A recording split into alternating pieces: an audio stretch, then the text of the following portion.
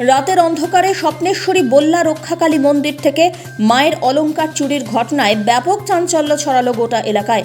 ঘটনাটি ঘটেছে বাগডোগরা থানার অন্তর্গত গোসাইপুর চেকপোস্ট সংলগ্ন স্বপ্নেশ্বরী বল্লা রক্ষাকালী মন্দিরে। শুক্রবার সকালবেলায় মন্দির খোলার পর মন্দিরে চুরি হয় জানতে পেরে এলাকায় চাঞ্চল্যের সৃষ্টি হয়েছে। সঙ্গে সঙ্গে ঘটনার খবর দেওয়া হয় বাগডোগরা থানার পুলিশকে। ঘটনার খবর পেয়ে ঘটনাস্থলে পৌঁছয় বাগডোগরা থানার পুলিশ। জানা গিয়েছে, মন্দিরের তালা না ভেঙেই বাঁশ ঢুকিয়ে মায়ের গা থেকে অলংকার চুরি করে চম্পট দিয়েছে দুষ্কৃতীরা। মন্দির থেকে চুরি হয়েছে মায়ের মাথার টিকলি, নাকের নথ, টায়রা এবং দান বাক্সের টাকা। গোটা ঘটনা তদন্তে নেমেছে পুলিশ।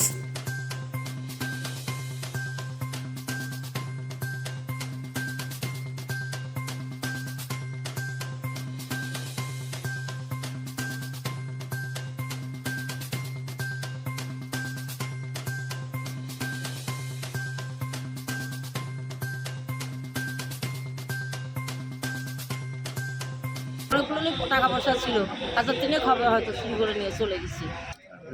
যারা ড্রাগস ফাগস করে তারাই স্বাভাবিক এটা করেছে এদের টাকার জন্যই। তাছাড়া আদার্স কোনো সুস্থ লোক তো চুরি করবে না।